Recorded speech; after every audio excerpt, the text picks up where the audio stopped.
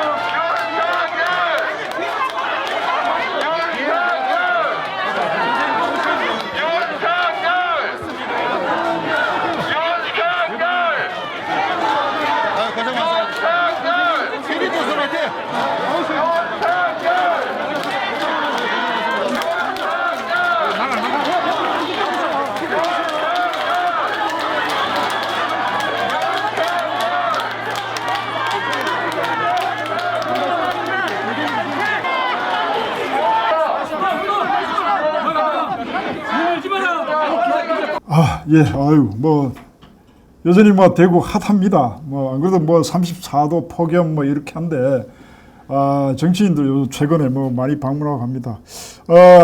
오늘 분위기 어떻습니까? 우리 지난번에 예정했다가 또 미뤄져가지고 이제 오늘 오신 것 같은데, 어떻습니까?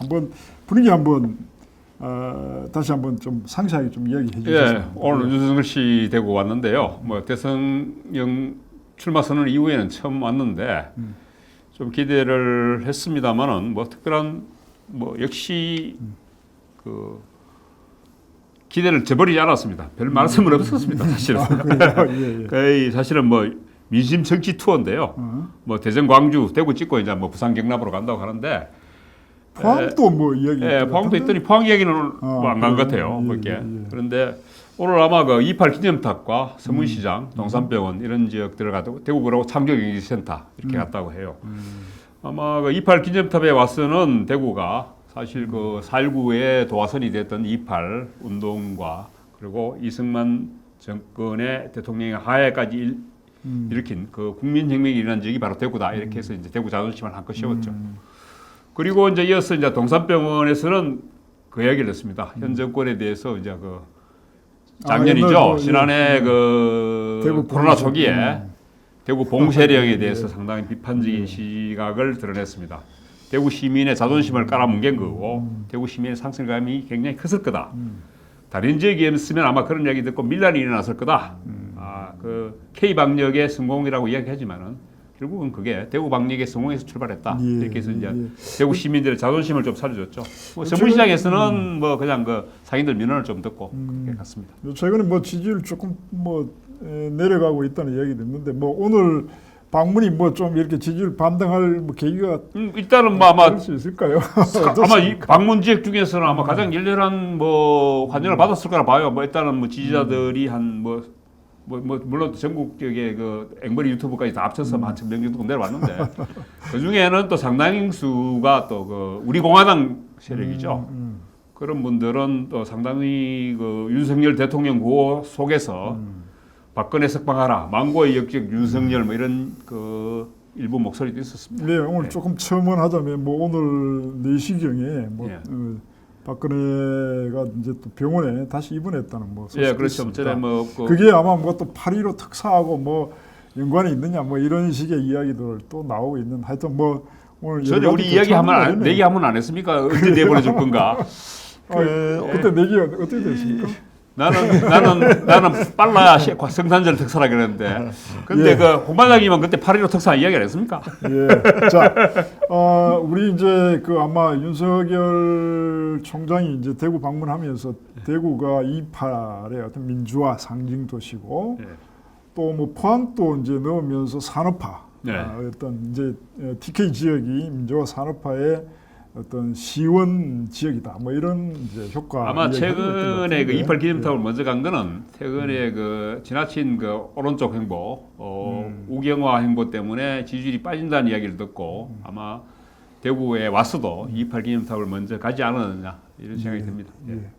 자, 뭐 다른 스케치 있습니까? 그러니까 윤석열 그 후보의 가장 큰 그 지지 지역이지요. 대구 경북에서 특히 서문시장에 와서 그렇게 함으로 해서 이제 스타트를 하게 되는데 이 지지율이 조금 올라간 상태였으면 좋았을 텐데 지금 조금 지지율이 빠졌습니다. 근데 이게 언론이요. 지지율이라는 모든 게 이 파도처럼 이래 이 낮았다가 올라갔다 이렇게 해서 완만한 곡선을 그리게 돼 있습니다. 그런데 이걸 너무 조금 떨어진 여론조사 기관에 하나 있으면 그걸로 가지고 막 하다 보니까 큰일 난 것처럼 하는데 저는 그렇게 보질 않고. 뭐 여론조사도 뭐 우리 이야기 듣기로 이제 직접 이제 전화원이 전화를 거는 경우하고. 그렇죠. ARS하고 뭐 이런 차이도 있고 뭐 그래서 사실은 그 부분이 문제가 아니라 이제 지속적으로 뭘 해가느냐 이게 좀 중요하다고. 저는 뭐 전에도 윤석열 씨에 대한 부분은 나는 위험 요인이 있다고 얘기했죠. 사실은 그 검사 출신이라는 것 때문에 저는 상당히 굉장히 그런 부분이 그렇죠. 그 부분에서 저도 그런 부분이 아직도 여전히 그 검사의 때를 못 벗었다는 느낌이 많이 들어요. 실제적으로 또 항상 그 검사들이라는 게 나쁜 놈들을 처벌해야 되기 때문에 본인이 항상 선의 입장이거든요. 그래 본인의 그 과오는 없기 때문에 사과를 또 잘 안 해요. 정치인들은 잘못된 거 있으면 바로바로 사과해야 되거든요. 그게 정치 아닙니까? 그런데 사실 김종인 씨도 그렇게 얘기했지만은 그 윤석열 씨가 보면은 감독과 배우 역할을 동시에 하고 있는 것 같다. 배우만 해라 이야기하는데 이제 자기가 감독까지 하는 것 같다는 이야기도 했는데. 결국은 제가 봤을 때는 지금 뭐 3가지 부족하다는 이야기도 나오거든요. 소통도 부족하다, 세력도 부족하다, 콘텐츠도 부족하다. 저는 이 중에서 가장 아픈 게 소통 부족과 콘텐츠 부족이라는 부분이거든요. 저는 콘텐츠는 사실 뭐 부족할 수밖에 없다고 봐요. 뭐 검사를 하다가 갑자기 나왔기 때문에 실제적으로 그런 부분에서 부족한데 콘텐츠를 부족하나마나 그래도 큰 줄기는 빨리빨리 잡아서 이제 이야기해야 되는 거고 이런 부분의 소통의 부분에서도 이게 좀 더 누적이 돼 버리면은 상당수 이게 이제 계속 지지율이 정체해지는 보합 상태로 갈 수 있다. 그런 위험성이 있으니까 이제는 자기 콘텐츠를 내놔야 될 시점이 왔다. 자, 좋습니다. 대구 날씨 핫하다는 말씀도 드렸고 또 정치적으로도 요 최근에 며칠 전에는 추미애 전 장관 또 황교안 총리도 한번 왔다 갔다 하고 뭐 어쨌든 많이 방문하고 있습니다. 뭐 이참에 우리 TK 지역 출신들의 그러니까 뭐 예를 들어서 이재명, 안동 그리고 추미애 그리고 이제 우리 야권에는 유승민 또 홍준표 의원 뭐 이런 쪽을 한번 중간 점검 한번 하는 계기로 삼았으면 어떤가 싶습니다. 한번 어떻습니까? 뭐 한 번씩 좀 한번 이야기해 주시죠. 지금 그 TK 쪽에 출신 중에 이재명 씨는 지금 정권 교체를 바라는 입장에서는 아주 지금 잘 되고 있다. 뭐냐면은 되고 있죠. 더불어민주당에서 네. 지금 이낙연 씨가 만약에 이 추격해 오지 못하면은 이재명 씨를 굳어져요. 그러면은 지금 현재 문정권 하에 있던 모든 진보 세력이나 여당 쪽은 이재명 씨를 직결하게 돼 있습니다. 그런데 다행히도 이낙연 씨가 추세선이 올라감으로 해서 지금 이재명 씨와 이낙연 씨 두 사람 간의 양자 싸움이 패갈림 현상이 생깁니다. 그래서 그거는 정권 교체를 바라는 쪽에서는 잘 되고 있는 아니, 거고요. 어떤 면에서 또 그게 흥행이 됨으로써 그 흥행은요. 그 흥행은 뒤에 이제 우리 보수 쪽의 흥행이 남았죠. 뭐냐면 지금 윤석열 후보의 지지율만 가지고 이야기하는데 그건 크게 잘못된 겁니다. 왜냐하면은 윤석열 씨는 지금 혼자 뛰고 있어요.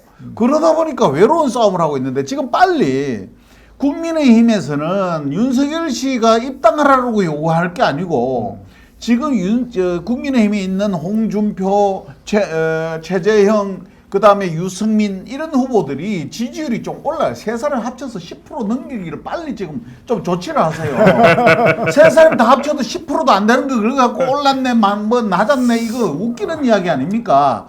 국민의힘에서 주자가 결정이 돼줘야만이 그 보수 쪽에 범야권의 흥행이 시작되는 겁니다. 그런데 지금 그렇지 않기 때문에 그렇고요. 아까 간지남께서 그 박근혜 특사 이야기를 하셨는데 저는 뒤로 늦춰왔습니다. 뭐냐면은 박근혜 특사가 일찍 나오게 되면은 야권이 어느 쪽이든 안정이 될 수 있으니까 문정부에서는 그렇죠. 문정부에서는 박근혜 전 대통령을 추석 특사나 크리스마스 특사로 낼 거라고 제가 얘기를 했습니다. 그래서 아직까지는 8.15 특사는 아닐 것이다. 제 개인적으로는 생각으로. 최종적으로 3.1절 특사도 있네. 사실은 지금 이재명 씨는 지금 이낙연 씨하고 지금 도덕성 공방 때문에 서로 지금 치고받고 지금 난리 나는데 사실은 저도 이거 민주당 예비 경선이 아주 싱겁게 원사이드 게임으로 끝날 거라고 봤는데 갑자기 지금 이재명 씨가 바지 내리겠다는 발언부터 시작해서 여러 가지 이제 이재명 씨 개인적인 사생활이 나오면서 도덕성 검증에 들어가면서 지금 치고받는 난타전이 지금 되고 있습니다. 그래서 지금 이렇게 되면은 지금 6인이 지금 예비 경선에 통과했는데 지금 민주당 경선이 한 번 더 남아 있습니다. 지금 50%를 못 넘으면 1위 후보가 결선 투표를 하게 되어 있습니다. 그렇기 때문에 이런 부분이 지금 상당히 아주 지금 추세로 봐서는 잘못하면은 이재명 씨가 2차 지금 경선에서 끝내려고 했던 부분이 결선 투표까지 가게 되지 않느냐. 결선 투표까지 가게 되면은 이재명 씨가 상당히 위험해질 수 있다. 왜 그러냐 하면은 지금 문재인 대통령 지지율이 40%를 지금 오르내리거든요. 지금 램덕에 걸려야 될 대통령이 이 정도로까지 집권 4년 차에 이 정도로까지 계속 가고 있다는 것 자체는 굉장한 민주당한테 좋은 요인일 수도 있고 저는 마이너스 요인일 수도 있다고 보거든요. 지금 이 부분에서 저는 이재명 씨가 지금 딱 오동나무에 걸렸다고 봐요. 그 오동나무가 뭔가 하니까 일단은 지금 상대 후보들인 정세균이나 이낙연 후보들은 계속 지금 민주당 지금 문재인 정권 총리했단 말이죠. 그래 민주당 정권을 개성하겠다는 쪽으로 해서 지금 친문들을 지금 결집을 노리고 있단 말이죠. 이재명은 상당히 그런 부분에서 지금 핸디캡을 안고 있는데다가 특히 이낙연 씨가 치고 올라오니까 그리고 최근에 이제 이재명 씨 개인 사생활 문제 때문에 여성하고 호남 그리고 친문들 쪽에서 많이 빠져나갔거든요. 그러다 보니까 지금 위태로워졌는데 이런 상태에서 이재명은 지금 안팎의 적을 사와야 된다. 그러니까 이 부분 관련해서 네. 제가 좀 이야기할까요? 네. 우리 민주당 쪽에 그러니까 이재명의 경우 그리고 또 TK의 어떤 지지와 관련해서 보면 이게 지금 민주당 후보 모두는 차별화 그러니까 아까 이야기하신 거 문재인의 지지도가 40% 정도 되니까 개성적으로 가지고 차별화를 할 수가 없는 상황이 되니까 이재명이 여기서 딜레마죠. 이재명이도 지금 개성론을 이야기하잖아요.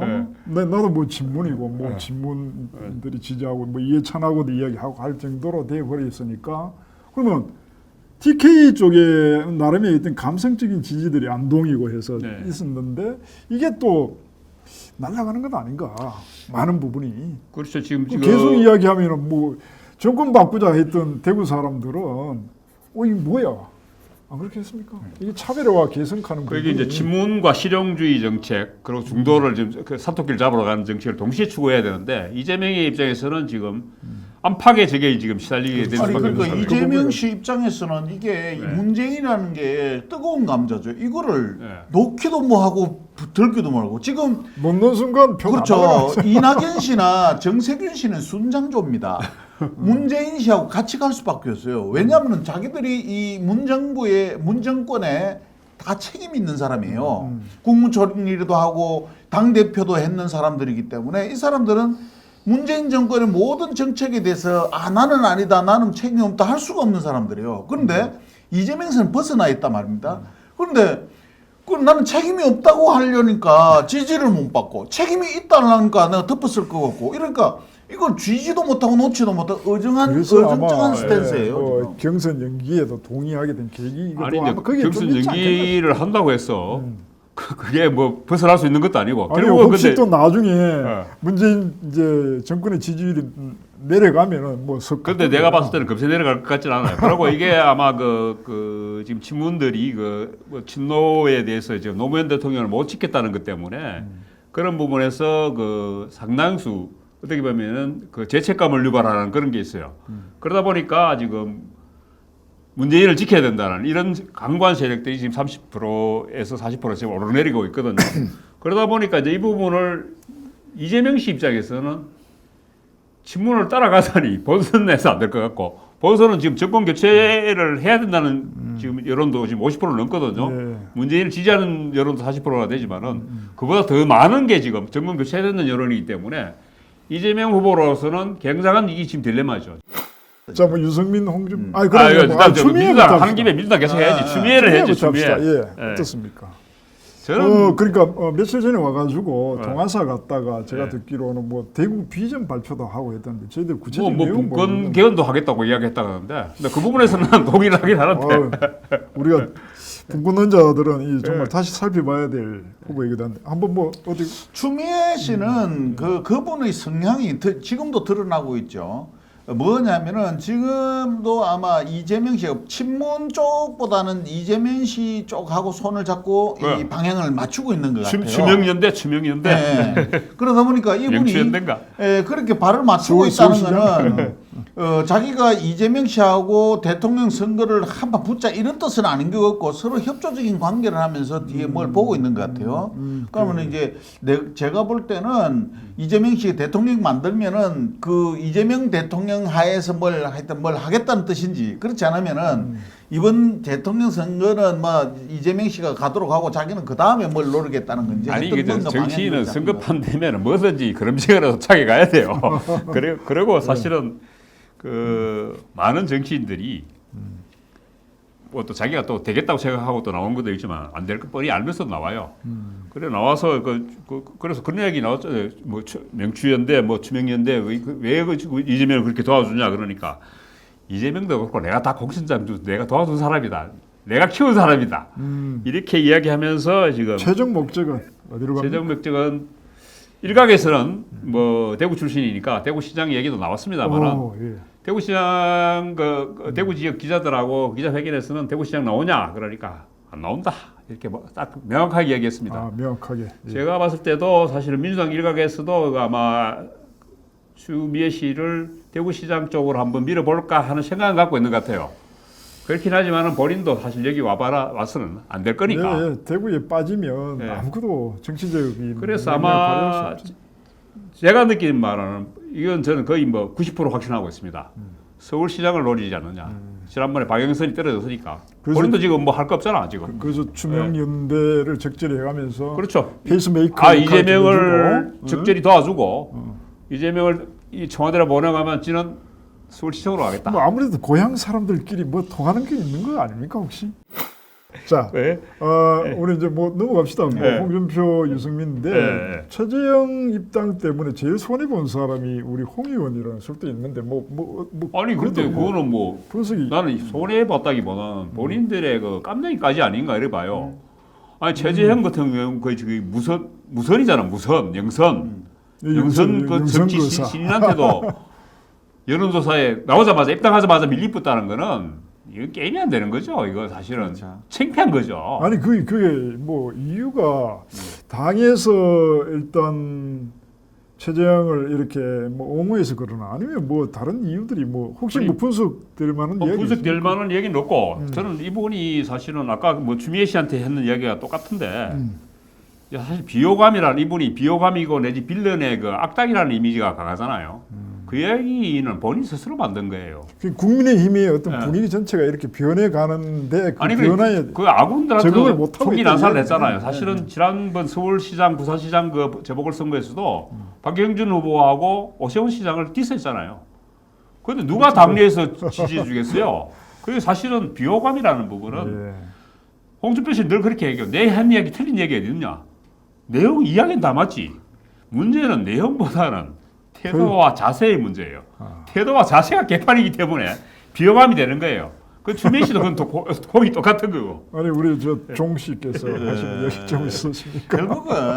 결국은 이게 그 홍준표 의원은 후보는 그거 아닙니까? 홍카콜라라 그래가 지지하는 사람 다 사이다 발언 때문에 지지하는 거 아닙니까? 속 시원하다 이거야. 그렇지, 이제. 근데 문제는 그게 한계예요. 그렇지만 지도자로서의 리더십이라든가 가치에 대한 품격은 못 갖췄다고 판단하는 거예요. 미래 비전 제시라고 그렇죠. 그러니까 그러고. 결국은 시원하다, 니 잘한다, 그래, 니 용감하다, 여기까지는 되는데 당신이 우리의 지도자감이다, 당신이 우리 대통령감이다 이렇게는 안 본다는 거예요. 그 제가 그 대구 지역 정치인인데 돌아가신 분이긴 한데 제가 그 실명을 밝히기는 힘들고 그 비엽 씨라고 제가 이야기할게요.